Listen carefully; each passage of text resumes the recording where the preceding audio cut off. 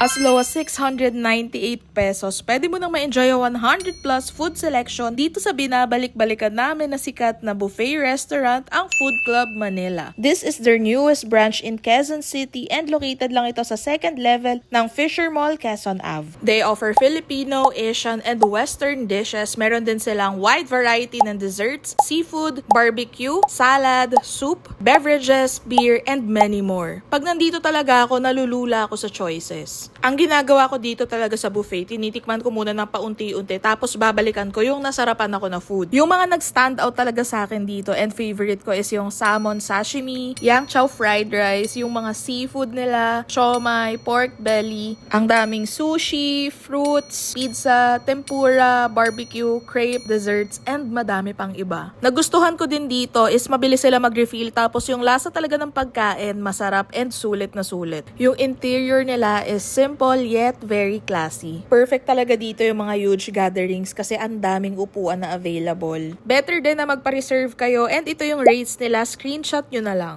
Meron silang branch sa Ayala Malls, Manila Bay and soon mag-o-open na din sila sa Festival Mall, Alabang. Meron din silang updated promo rates, just check out their posts and open sila daily. Lunchtime 11 AM to 2:30 PM and dinner 5 PM to 9 PM. Kapag galing talaga kami sa Food Club Manila, lagi kaming umuuwing satisfied and busog.